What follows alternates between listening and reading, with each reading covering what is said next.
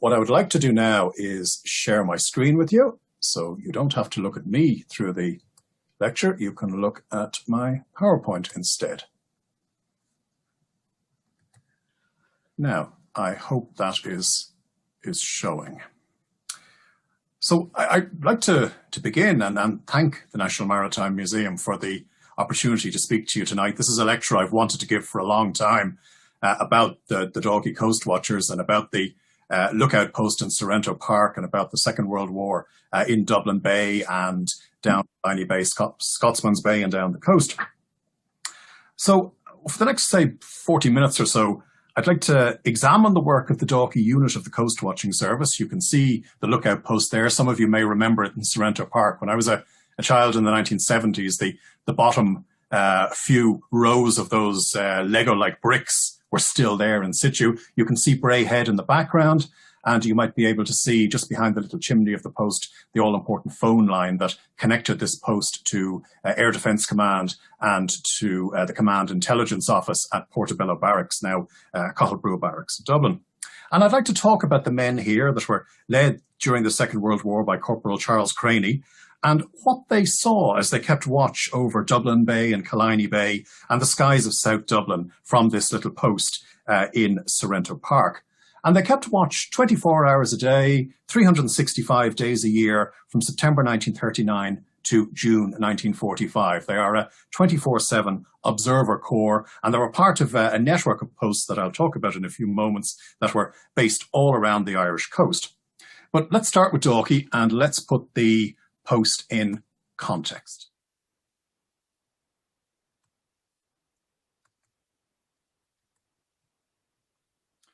So what you can see here, and I thank Desbert Kennedy and Orla de Cogan for this photograph, is an aerial shot of Dalkey. You'll recognise Vico Road and Sorrento Terrace. And this aerial shot was taken just after the Second World War. And what I want to draw to your attention from this is how militarised the landscape in the Sorrento Park area was during the Second World War, and how important these locations were for the defence of Dublin will be something that I hope I will show through the lecture, because the Coast Watchers never worked in isolation. They were part of a network, and you can see here that in Sorrento Park there was their lookout post, which we saw a moment ago. There was also an anti-aircraft searchlight, which we'll come to about halfway through the lecture, and a light anti-aircraft battery, which would be some kind of medium machine gun, maybe a Lewis gun on a tripod, or unlikely, but maybe a Vickers machine gun, more likely a Lewis gun. And remember that the Red Baron in the First World War was taken down by a single rifle shot, so a light anti-aircraft gun can do considerable damage to low-flying aircraft. And that anti-aircraft battery was there for the defence of the location, not for area defence of the Dublin area. It was there to defend the searchlight and to an extent to defend the anti-aircraft battery. And you can see there up close up on Dalkey Hill, I put down sound locator or searchlight. And I know from when I was a teenager exploring around up there that I came across what I think was the base to either a searchlight or a sound locator station. And that was mentioned in the logbook and mentioned in Defence Forces records as well. And then you can see on the left-hand side there, the aerial identification sign, the AERA sign that was constructed in 1943. So I think that's important by way of introduction to show you something that we've probably now forgotten. And that is that there was a network of military structures across Ireland during the Second World War, that the Defence Forces weren't a garrison army, weren't confined to barracks, that they were out undertaking defence for or against an invasion that thankfully never arrived. And in the Dalkey context, we can put this into a wider historical context. When you think about how important the Dalkey area is geopolitically, and by geopolitics I mean the link between geography and politics over the centuries, that Dalkey grew because of Collymore Harbour, because of the Dalkey Sound being a useful location to unload ships coming into a silted up Dublin Bay.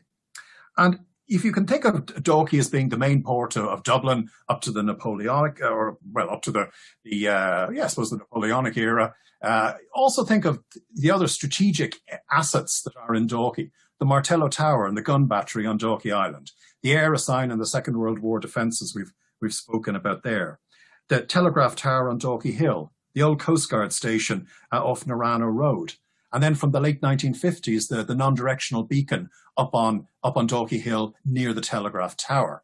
I've also marked in the railway line, Dalkey Avenue as the old trunk road, if you like, to Bray, and the castles that Dalkey is well known for, Bullock Harbour. So when you think of the link between geography, politics, I think we can realise that Dalkey is a very important location because of its location on a promontory, because of its location in proximity to Dublin, where it is on Dublin Bay.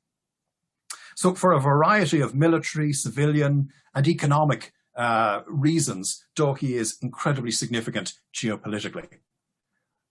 That brings in the air assign, which I'll talk about towards the end of the paper, but simply to say that this has to be seen as an integral part of the Coast Watching Service network and of the work the Coast Watchers were doing in the later stages of the war.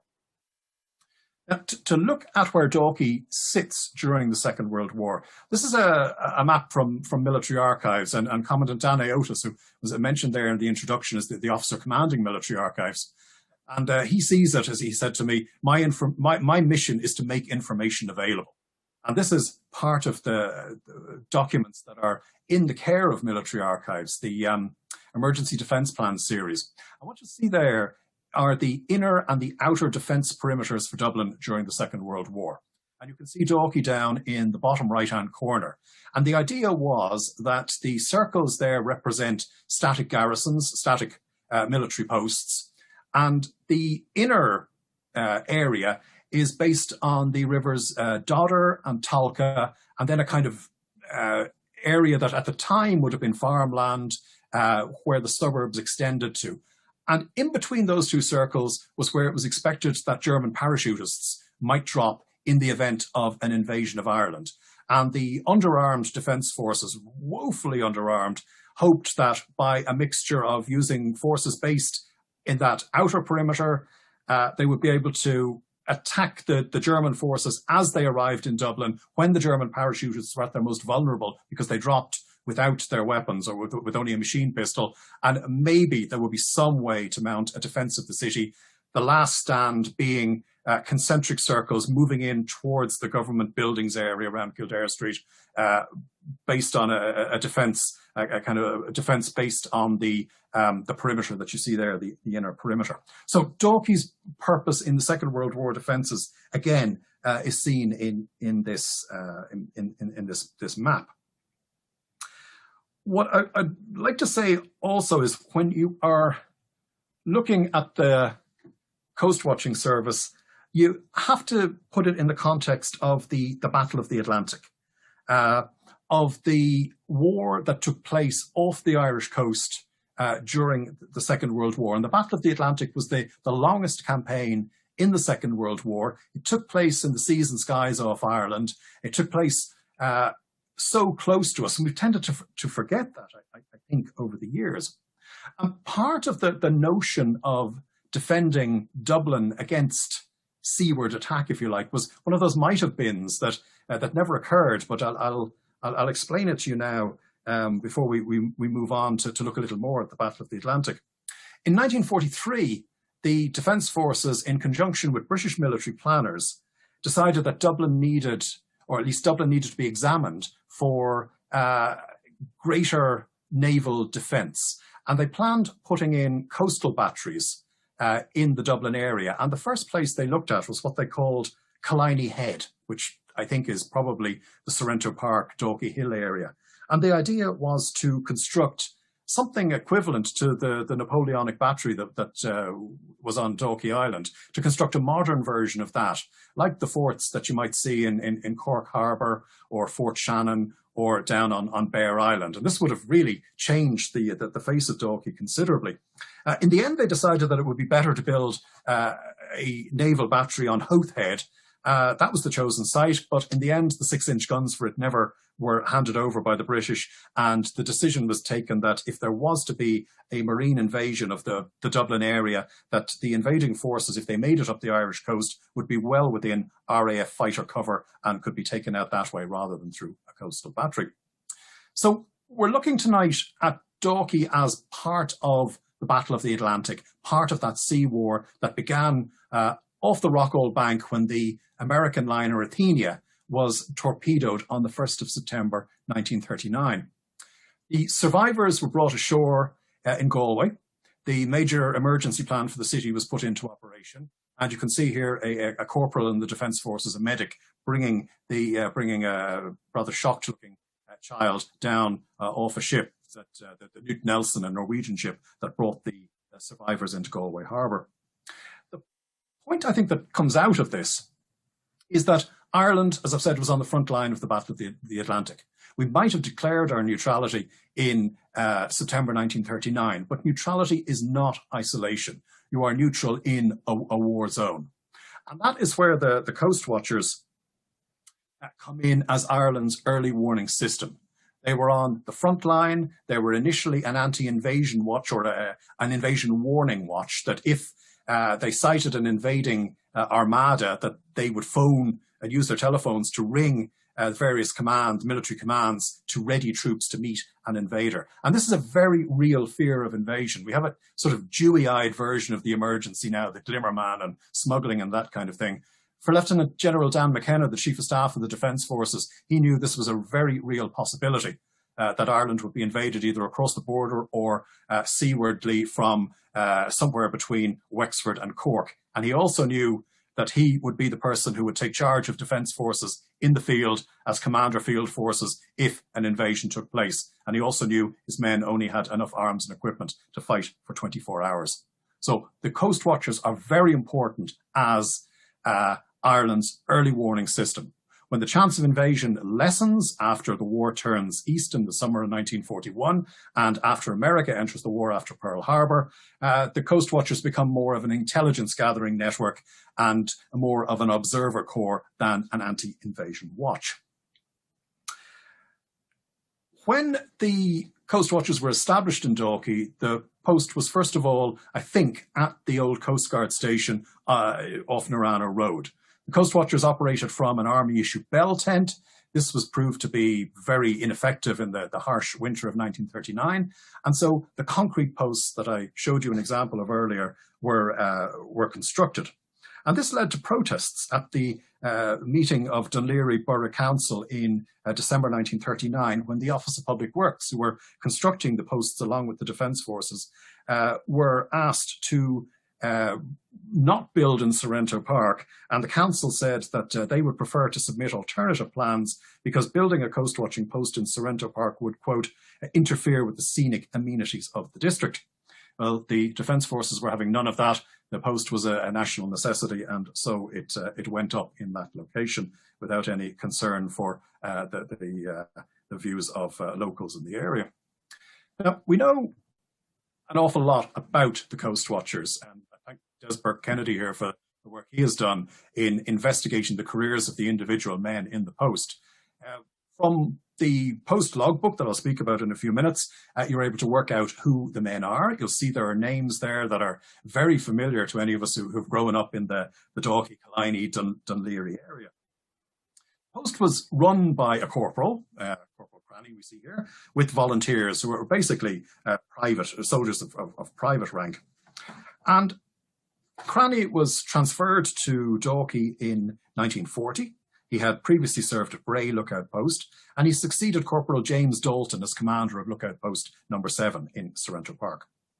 He was from a military family. His father, Colonel James Joseph Cranny, was born in Belfast. He served in the Seaman's Division of the IRA. He'd been in the National Army after 1922.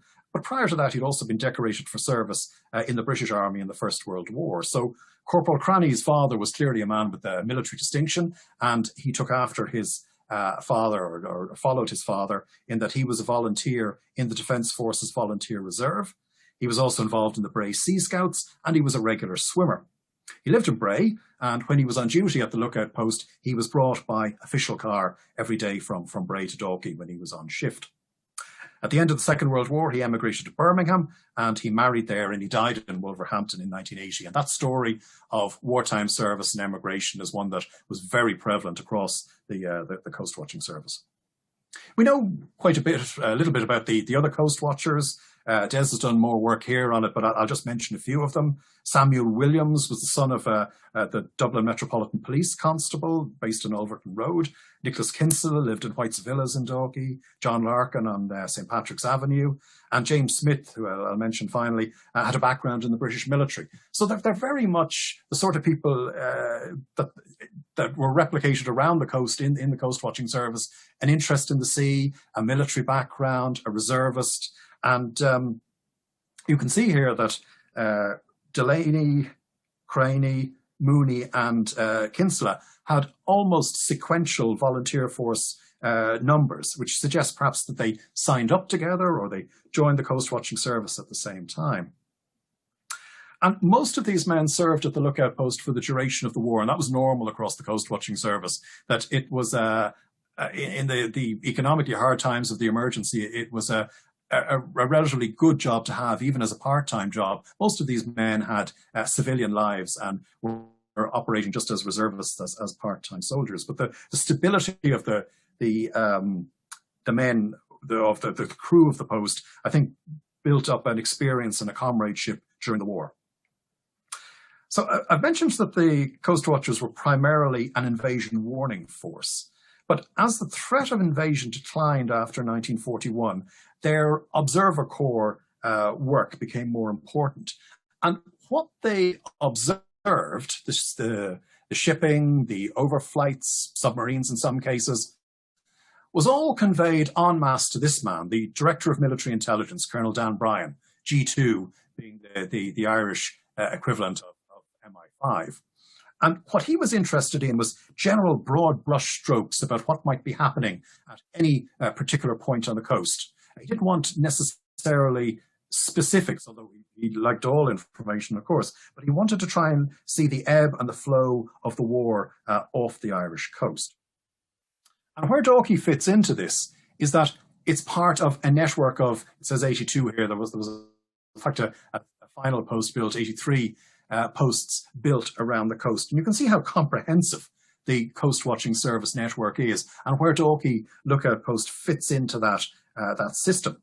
And you'll see from this slide that around the coast there were a network of volunteers keeping a watch on the seas and skies through the duration of the war, using telescopes, binoculars, and most importantly, their local knowledge. And that's where the Coast Watchers really have an ace in terms of the information they have at their disposal. They know the seas and the sky off their post. They know the way the currents are moving. They know the tides. They know if something is spotted out to sea. They know where it should come ashore. So they're really important in terms of that intelligence gathering capacity that they have. And through the telephones that they have in their posts, they're able to provide updates of the situation along the Irish coast to Air Defence Command, to Dan Bryan, to all aspects of the military. And it's a very simple service, I think you can see from this. It's a local information gathering network where each link in the chain covers a small specific area. Each link had a specific task to perform, and they provided a standardized flow of information to senior military officers in Dublin. So I can show you then a little bit about their duties. I think I've pretty much covered this already, but to be attentive and importantly to guard against the feeling that nothing is happening. There's the few coast watchers I spoke to said that you had to realize that everything they saw on the horizon had to be seen as a threat. Anything they saw in the air had to first be seen as a threat, and then they had to work out, if they could, what it was and report it up along the line. So they're primarily involved in passive defence. I think if I'll move on here and just show you some of the other coast watching posts so that you see that Dalkey is something that really is a post that really fits into a very standard form of of lookout. Here, Clogherhead, Louth, you see exactly the same structure, the phone line, men in the volunteer force uniform. They have a little rose garden there that they've built in front of the post. Howth, across Dublin Bay, similar. And then there, Loop Head. The man on the left there in that picture, the taller man, John Joe Hawke, only died last year. I think he must have been the last of the Coastwatchers, and I was privileged to interview him by phone. He was living in Australia. He emigrated to Australia after the war and lived life there as a farmer. And then finally, showing the most important tools the Coastwatching Service had, the telescope and the telephone. And you see here Coastwatchers at Brandon Point with their telescopes, and the Coastwatcher on the phone is at Ballycotton in Cork. And the job that they're undertaking there is reporting anything that they saw, anything that, and you can see Michael Brick there, the quote from Michael Brick, that they were proud of their ability. They could see, they reckoned that they could work out anything that was on the surface of the water in the skies and report it up the line. And really, without these reports, Dan Bryan, who I showed you there a moment ago, would have been blind to what was happening around the Irish coastline. But the reports went a stage further. And this is, I think, a very important point to make. Let me introduce to you Ireland's top diplomat, Joseph Walsh, the Secretary General of the Department of External Affairs during the Second World War. Not only did Dan Bryan get a daily spray of what was happening around the coast, so did Joe Walsh and his Minister for External Affairs, Taoiseach Eamon de Valera. And Walsh knew that the material he was getting from the Coastwatchers was really important in terms of the undertakings of British relations during the war. And if I can show you, maybe you can see this memo here. This is a memorandum that Walsh wrote in May 1941, and it's called Help Given by Irish Government to the British in Relation to the Actual Waging of the War. If you can't read it on the screen, you'll find it on the Documents on Irish Foreign Policy website. Just look up May 1941 and you'll find it. That's DIFP, documentsirishforeignpolicy.ie. And point 6 there shows that Walsh, with de Valera's agreement, was placing at Britain's disposal information gained from the Coastwatching Service.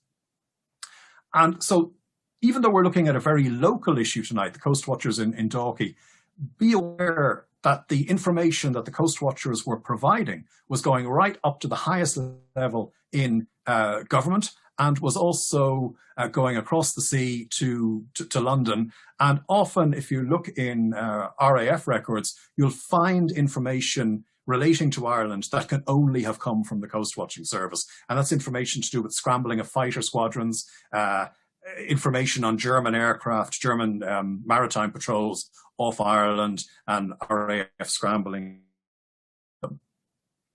So the Coastwatchers really do have an important role to play in Irish foreign policy. Right, well, let's go look at Dalkey now for a bit more. That's kind of the introduction to things. What I want to show you here are the kind of the major operational areas of significance for the Coastwatching Service. The two arrows coming up from the southeast there are German aircraft on maritime patrols over the Atlantic or attempting to bomb Belfast. The big arrow coming in from the west are Allied aircraft in the run-up to D-Day. Then coming out of Donegal, you can see patrols coming from Castle Archdale around the Donegal Air Corridor heading south or north. And then down there around Fort Shannon, Foynes, it's flights using the seaplane base at Foynes or Rhinana. So in terms of then the maritime side to this, convoys off the south coast, convoys coming in round Malin Head, and anywhere down the west coast, the Coastwatchers could be bringing in bodies from people killed in the war at sea, or they could be dealing with mines, they could be dealing with stranded seamen. So it's a very active coastline during the Second World War. Now, bringing Dalkey into this. The picture that I'm showing you here was taken in the summer of 1940. And Dalkey Lookout Post was only just constructed. You can see there's no wash on the side of the post there. The Lego brick construction style is very clearly shown. Lookout Post 7 Dalkey Lookout Post was part of Number 1 District. That stretched from Balagan Point in Louth to Kilmichael Point in North Wexford. And basically, it was the coastal region of the Defence Forces Eastern Command area. Dalkey's Post, as we all know, covered the approaches to Dublin Bay.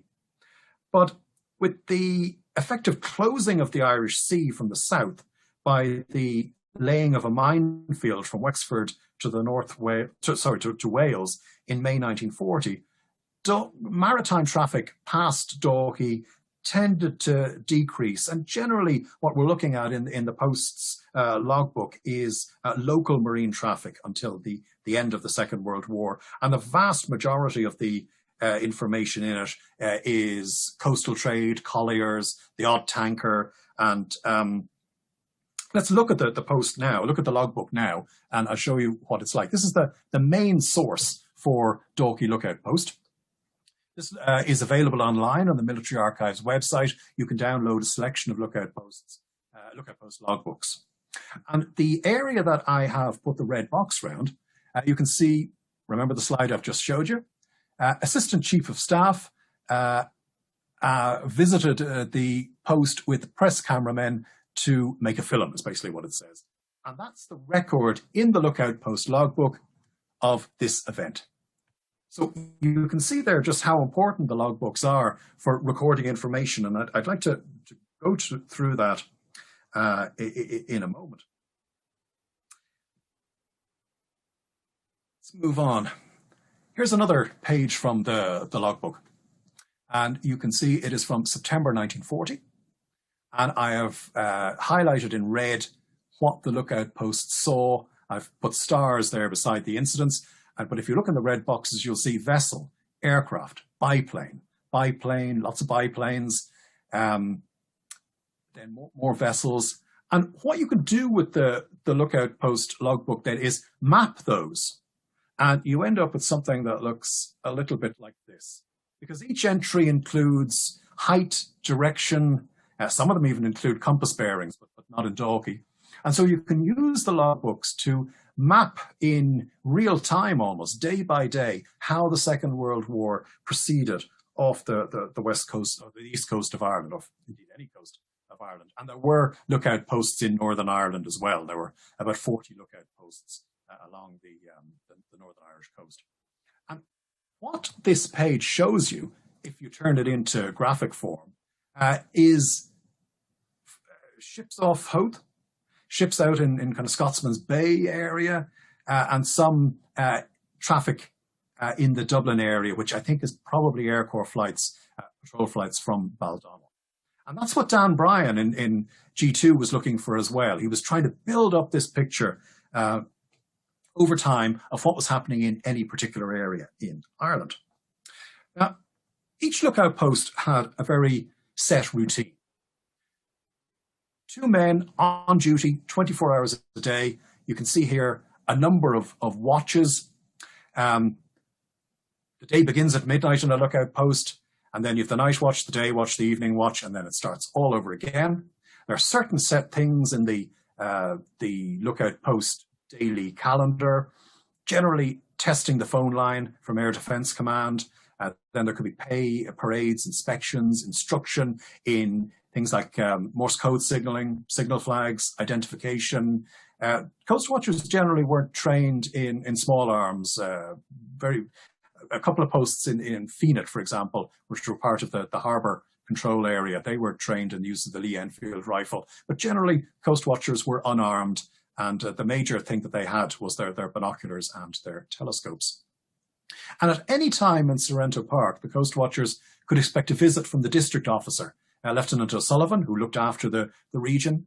They might get calls from the Gardaí at Dalkey or Dunleary about suspicious sightings out to sea, flashing lights, signalling in areas, so they thought, people acting suspiciously in the area. There's one cryptic report in the logbook of a car stopped on Vico Road with nobody in it, but blood-soaked towels and tissues in the front seat. And we'll never know what that referred to. There's never another reference. From a military point of view, the command intelligence officer could call looking for an update at any point in time. And of course, the telephone exchange, we're always on, testing the line, seeing if the line worked. here and there, I think we learn a little bit about how the post was managed also. Deliveries of coal. There was a small little coal fire at the back of each post. And then the post office linesman as well, checking out to see if the phone was working. And I'm sure that Corporal Craney and his men were delighted on the 18th of July 1940 to be able to write in their logbook after Commandants Barrett and MacDonald visited that the two officers expressed complete satisfaction in the running of Lookout Post number 7. So I've introduced the logbook, the way that records were taken in it, and I'd like to move on here to look at what happens if you plot a date range of material from it. And what I've done here is I've put in every entry that the Coast Watchers saw in the sea, in the skies, between the 1st and the 17th of July 1940. Now, why would you pick that date? Well, I did because July 1940, France has just fallen to the Wehrmacht.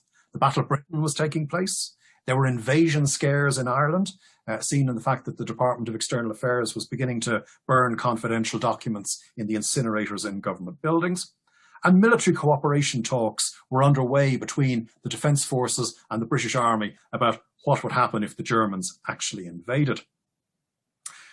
The Lookout Post begins on the 1st of July 1940 with incident number 89, which says that there have been 89 major points of interest worth reporting from September 1939 up to that period. Things were fairly quiet in the area. But then the tempo, the rhythm of activity in Dublin Bay increases. Air Defence Command calls on the 4th of July to say, well, was there a seaplane sighted off Howth?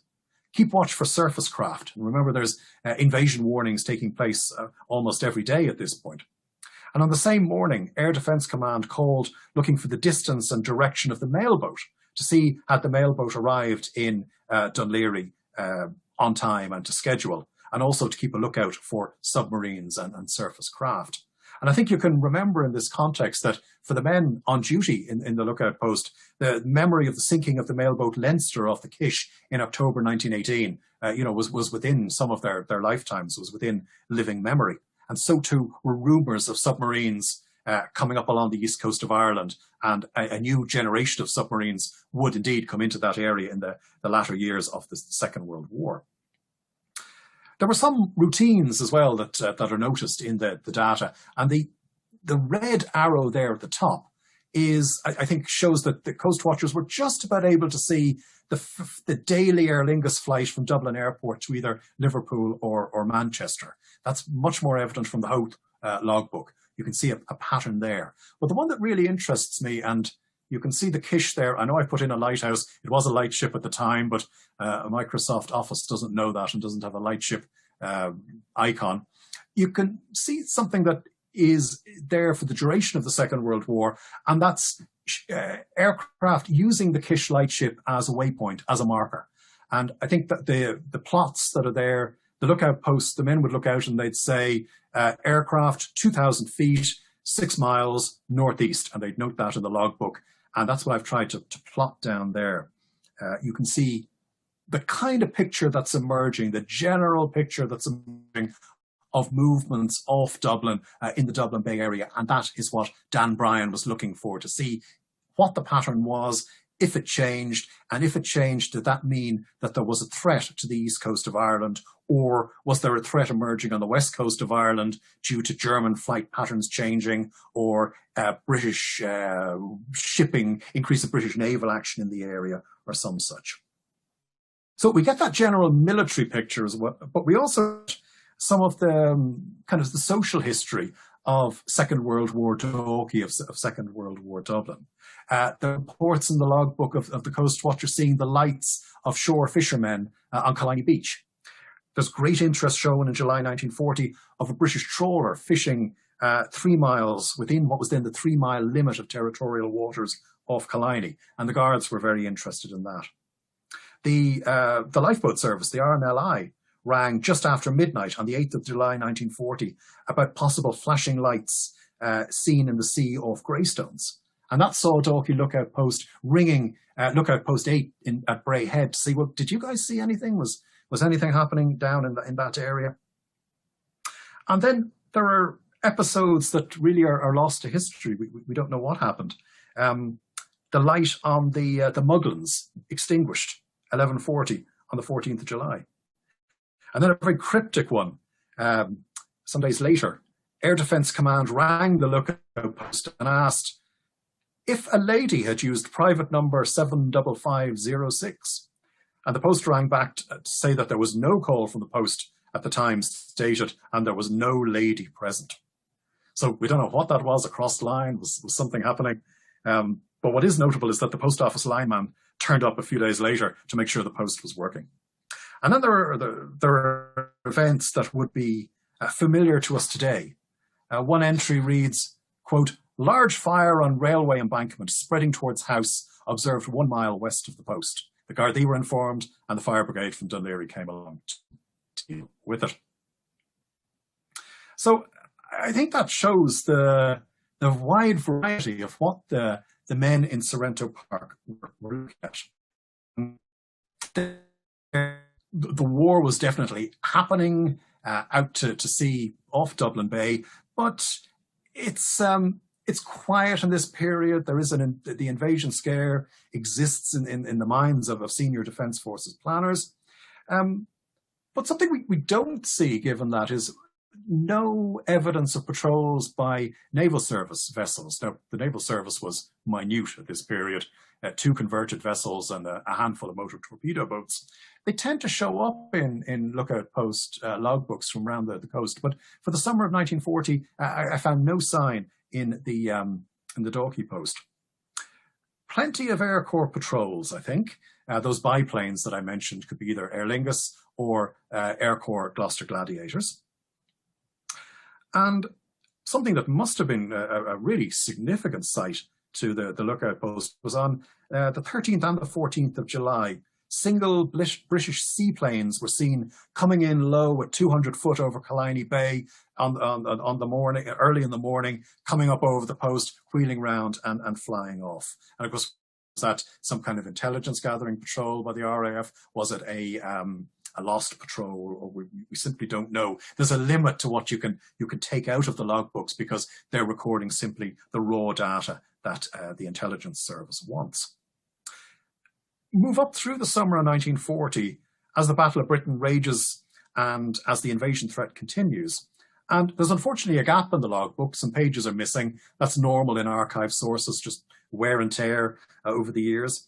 But the end of August 1940 and into September 1940 shows a rise in British naval patrols sighted on the horizon, off the Kish, destroyers and smaller vessels sighted.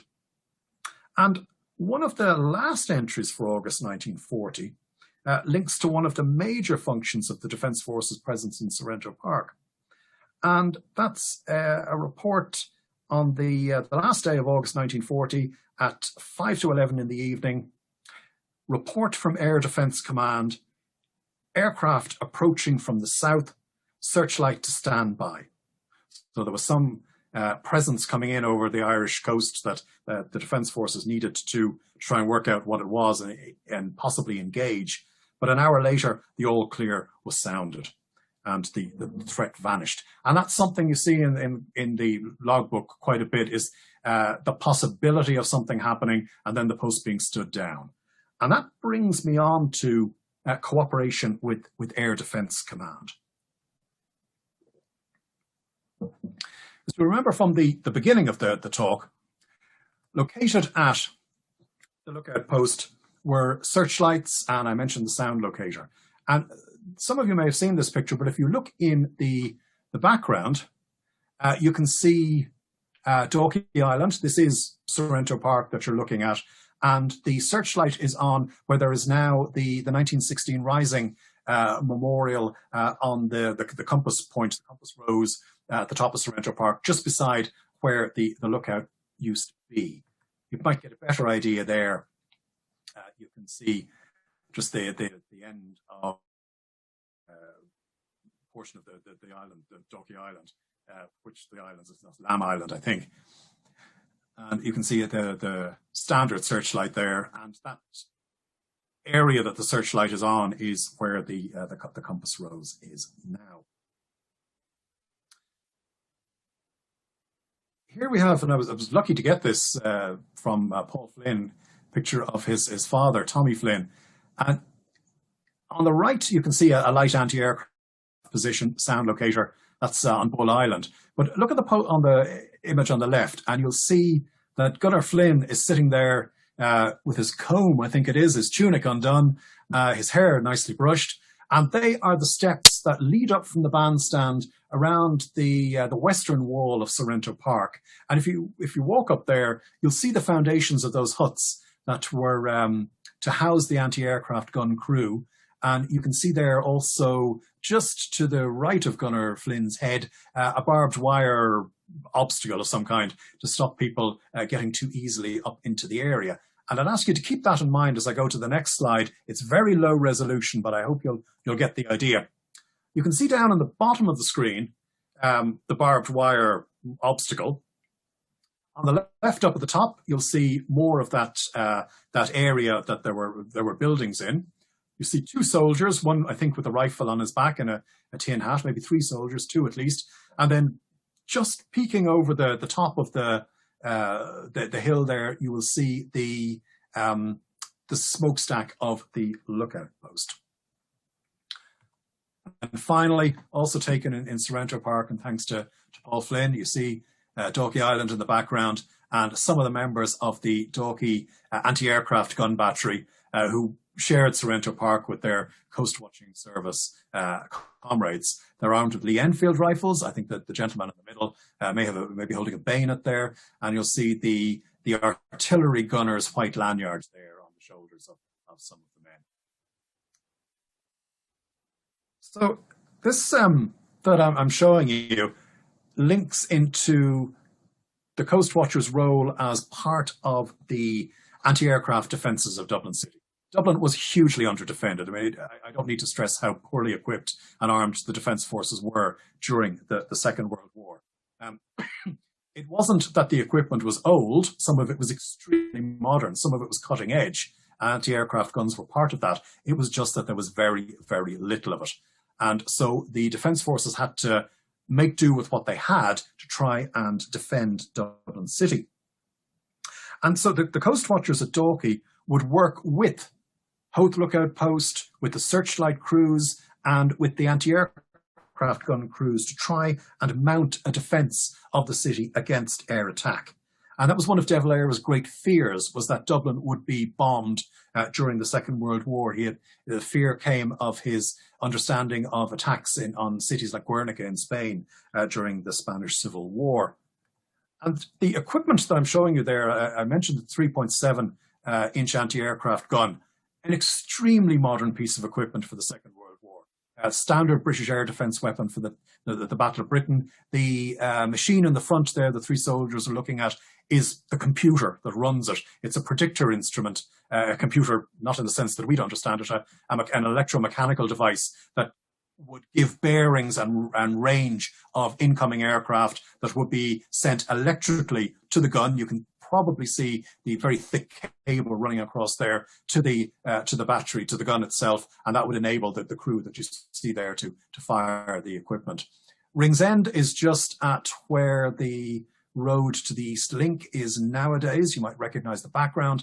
And then the one on the right there, which is sometimes misidentified as Ballyfermot, is in fact Booterstown. The houses in the background are the road that goes up just beside where the Tara Towers Hotel used to be, the road that goes up to UCD. I can't remember the name of it, but that's what we're looking at. And the anticipation was that what Dalkey would be involved in was trying to warn these gun crews against an attack that would come down the length of Dublin Bay, would come in across Dublin Bay. And the anticipation was 20, 30 aircraft en masse coming along the coast, wheeling round, coming in over Dublin Bay and attacking down the line of the Liffey. Because think of Dublin City, all the strategic requirements for the city are in a line down the Liffey. The port, government buildings, the telephone exchange, the railway stations, everything, the military barracks, all down the Liffey. Follow the Liffey, drop bombs, you've obliterated the centre of government in Dublin, and then you're perfectly suited for mounting an airborne invasion or seaborne invasion of Ireland. And that was the major fear. So the men in Sorrento Park really had an important strategic task, trying to ensure that any reports of aircraft coming along the coast were reported in time to Air Defence Command. And this is part of another defence chain, if you like, along the coast that runs from Brownstown Head in Waterford up to Balagan Point in Louth. And that's the coastal portion of the Air Defence Command Observer Corps network. And probably the most important event that Dalkey was involved in during the Second World War was in relation to the North Strand bombing. And what I'm showing you here is the plotted tracks of belligerent aircraft over Dublin in May 1941 in the period leading up to the North Strand bombing. And you can see that the inland observer posts and coast watching posts saw a variety of aircraft and plotted their tracks, and you can work out there as I'm talking where these spaghetti-like lines of aircraft are actually going and where they might have been heading or not. But the North Strand bombing shows as an observer corps. We're looking here at the events of the 31st of May 1941, and they begin just before 11:40 at night. Forlorn Post lookout post down on the southeast coast reports unidentified aircraft entering Irish territory. 3 minutes later, Ballyconagher Hill, that's near Blackwater, also reported aircraft travelling north. And the air raid alarm in Dublin City was raised just before 10 to midnight. Air Defence Command received information that an unknown number of unauthorised aircraft were east of Carnsore Point. Now, we don't know where that report came from. It could have been passed on by British sources, but I'm not totally sure. But what we do know from general Anglo-Irish cooperation records during the war was that reports of German aircraft operating over the Midlands and the west coast of Britain were automatically passed on to the Defence Forces. So the aircraft are proceeding up the coast. Code Yellow, the preliminary air raid warning for Dublin, was issued, and the unidentified aircraft entered the fighter zone around Dublin. And this was a box going from Dalkey to Howth to Phoenix Park, down south to Baldonnel, I think, and back to Dalkey. And if you were in that area, you could be attacked without warning by fighter aircraft. But no night fighter capacity, so it's the anti-aircraft guns and the searchlights, such as that at Dalkey Lookout Post, that were the primary form of defence. The men went on standby, the searchlights were readied, and as far as they were concerned, there was nothing out of the ordinary happening, because this, as this map shows, had happened on previous nights. But what was kind of different this night was that the aircraft continued to head north. And you can see here, do I have the slide? No, I don't have the slide. You can see here in the Wicklow Head lookout post logbook, I had a map of how the aircraft pass along the Irish coast. But what you can see here in the Wicklow Head logbook, if you look in this box, is that the sound of heavy explosions is heard as far south as Wicklow Head between midnight and about 2:30 in the morning on the 31st of May, when the emergency is called off. And what happened in this period was that the gun crews in Dublin, after getting the yellow alert, were given air raid warning red, hostile aircraft approaching the city. The gun crews went into action and they engaged the Luftwaffe aircraft coming up along the coast. And one of the arguments made about the North Strand bombing is that the German aircraft dropped bombs after being engaged by the Defence Forces to lighten the load that they had on board and get out of the area as quickly as possible. Problem, of course, with Dalkey in this period is we don't have the logbook for the period. So it not surprisingly, maybe was taken after the war as a memento. But we know from the Air Defence Command report that at just after midnight, Bray Head picked up the trail of the aircraft coming up the coast. The German bombers estimated to be about 8 miles to the southeast, 3 miles to the southwest, heading towards Dublin. The sound detectors in Sorrento Park then picked up the first wave of aircraft at about 4 minutes past midnight, and the searchlights in Dalkey and Sandy Cove unsuccessfully attempted to illuminate them.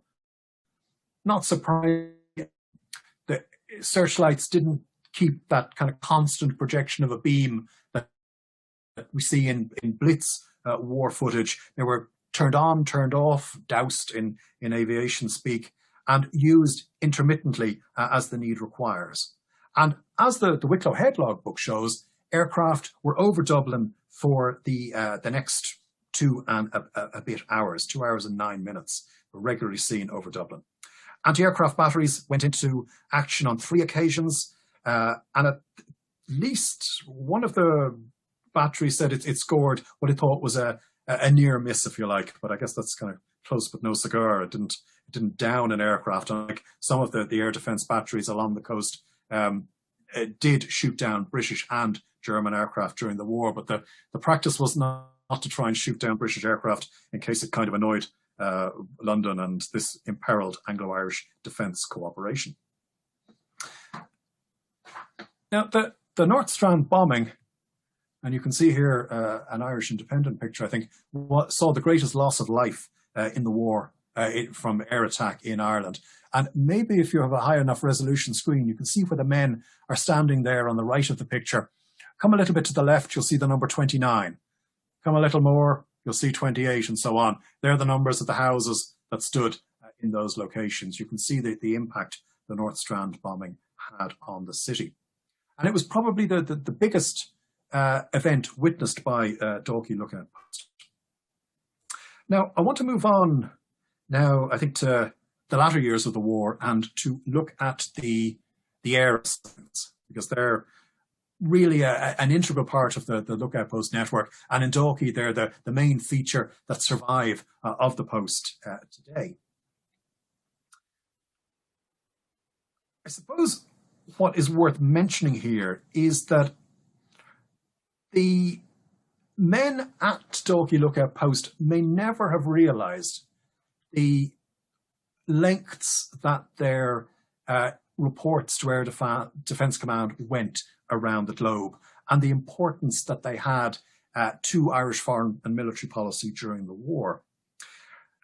But when you examine reports in archives in London or in Washington, you see reference to the Coast Watching Service emerging in military records, in naval records. And the Coast Watchers never knew the top secret channels that their reports were passing along through. And they were really only a few steps removed via Joseph Walsh, who I showed you earlier, and Eamon de Valera, to the highest level and the most sensitive areas of Irish foreign policy. And their work shows that kind of covert cooperation that Ireland had with the Allies during the war. Now, I'm not saying Ireland wasn't neutral during the war. I could lecture on that for a very long time. As far as the men I'm talking about tonight were concerned, Ireland was neutral. Neutrality flexes and it ebbs and flows depending on the war around any neutral state. Think of Switzerland, Sweden, Portugal, Afghanistan.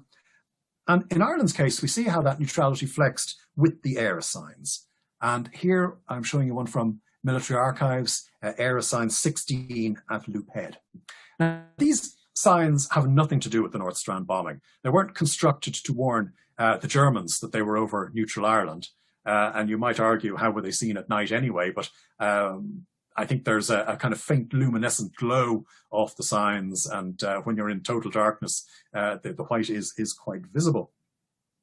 And here I'd like to really pay tribute to the work of Des Burke-Kennedy and his team at Dalkey Tidy Towns. I think Des might be one of the people looking in tonight. So hello, Des, and thank you for involving me in this amazing voyage of discovery in contemporary archaeology, in unearthing some of our contemporary heritage, in exploring the Dalkey air assign and discovering its history. I think what happened at Sorrento Park unearthing this sign was, it really shows how civil society groups, how local authorities, local representatives, the defence forces can all work together to conserve and preserve part of our heritage so that future generations can understand how Ireland operated its foreign and defence policies during the Second World War. And I know that Des has been, when it was possible to do so, was talking to groups of school kids down at the Air sign, that it was bringing the Second World War around Dublin alive in a way that maybe textbooks would be unable to do so. And what you've got down at Hawk Cliff here really, I think, is an indication of the importance of modern Irish history and modern international history, the importance of studying it. Well, I'm going to move into kind of the final portion of the lecture now and look at where these signs came from and why they were important. They were built in the summer of 1943 by manual labour from the men who were operating the lookout posts around the country. The reason they were built was that the American minister, we'd now say ambassador in Dublin, David Gray, was getting increasingly annoyed. Now, he had no time for De Valera anyway because of neutrality, but he was getting worried at the number of American aircraft that were crash landing after their transatlantic passage. He wondered, he suggested to the Irish, could some form of aerial marker be put along the Irish coast to say to air crews that they were over Irish territory? Well, the word era seemed to be the best way to put it. And these markers replicate the kind of aerial navigation system that existed in the 1920s in some of the more remote parts of the US for mail flights, where there were basically large signs in the desert or in the prairie, arrows pointing, Los Angeles this way. And we're looking at the same thing here, a very simple aid to navigation that would show aircrew that they were over Irish territory.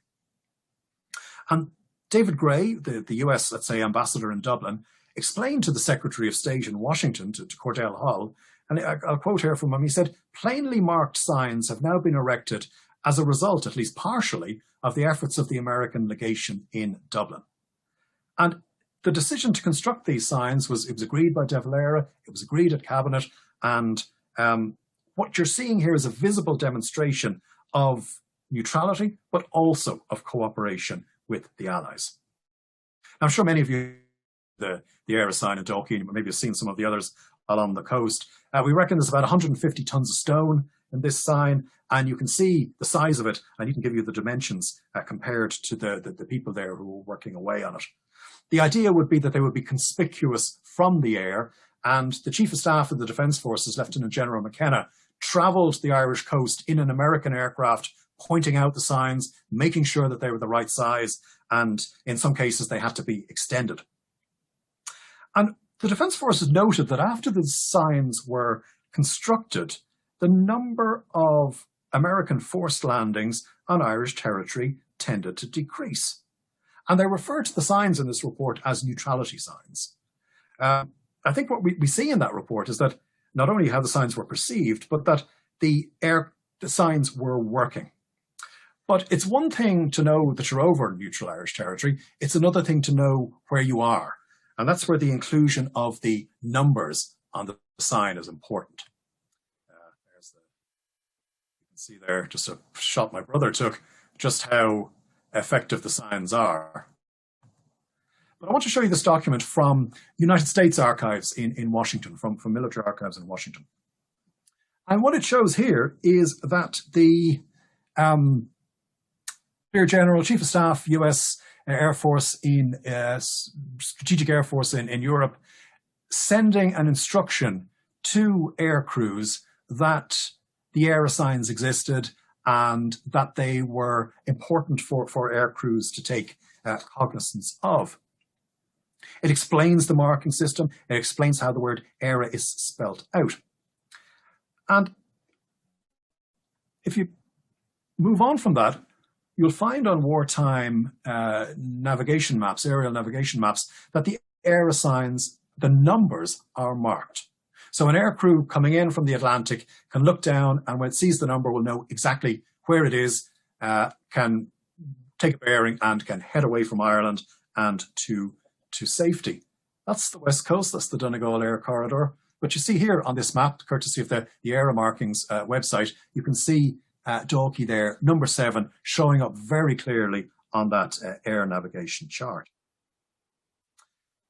So I think what we're seeing here, and I'm going to come to a conclusion in the next couple of minutes, is really how the lookout post, how its environment, how the air assign can not only show us something about how Ireland's wartime neutrality operated, but also allows us to look at local history, national history, and the international history I've been talking about to this point. We've got a visible historical marker through the air assign, through the lookout post, through the logbook of the Coastwatchers that you can go and download from military archives. You've got a visible marker of a very dangerous period in Irish history when the very existence of the state was at stake. The possibility of invasion loomed so large. And what you're seeing, I think, is how using a local idea, using stone, using telephones, using equipment that was readily available, and Britain supplied very little military equipment to Ireland during the war, the Defence Forces came up not only with an observer corps, but with the equivalent to a modern GPS system to enable aircraft to exit Irish territory. And seeing one of the air assigns could really make the difference between life and death for a young American flight crew on low fuel coming in from over the Atlantic. Well, the air assign, I suppose, marks the last part of the wartime chapter of the lookout post's history, but there is a further history. Some images show up on YouTube. There's some fascinating cine camera footage of Dalkey. Here we see the post towards the end of the war. You can just about make the post out there in that screen grab. And this is the final shot, and I'm going to bring things to a conclusion here. But before I do, I mentioned a couple of what ifs at the beginning of the lecture. For example, the coastal battery that could have been constructed at Killiney Head, as it was called in Dalkey. After the Second World War, the lookout posts were boarded up, the doors were closed, but they remained on the Defence Forces asset register, if you like. And in the 1950s and 60s, particularly in the 70s, they had another purpose for which, thankfully, they were never needed. And that was they were going to be used as fallout warning stations in the event of a Third World War. Now, we know that the prevailing wind in Ireland is from the west, west-southwest, and some of you may remember this, I do as a child, fallout warning tests carried out on RTE Radio 1 after close down. And an observer corps network was a major priority for the Chief of Staff of the Defence Forces in the late 1960s. And the lookout posts would have been reopened, rebuilt, equipment put in them, and they would have monitored fallout coming from atomic bomb, nuclear bomb attacks on Birmingham, Manchester, London, Belfast, Shannon, maybe they wouldn't be monitoring them from Dublin itself because Dublin would have been obliterated in an attack. But there is another chapter there in the Defence Forces history. But I'm going to close tonight just putting this image up, that Ireland was a lucky neutral. Ireland survived the Second World War, not like other neutrals like the Netherlands, Belgium, who were invaded. And I hope that the history that I've shown you tonight shows just how close to the Second World War Ireland was. That neutrality could never be taken for granted. It couldn't insulate Ireland from a conflict that was taking place just off our shores, and in some case on our territory when you think of the North Strand bombing. And the work of the Coastwatchers, the record we have from them, reminds us what took place in the seas and skies off the Irish coast off Dublin. And neutrality didn't keep the war away from Ireland. I hope I've given you a glimpse tonight that the Second World War did exist off our coast. It existed on our doorstep, really. And the Dalkey Air Assign, too, reminds us of that.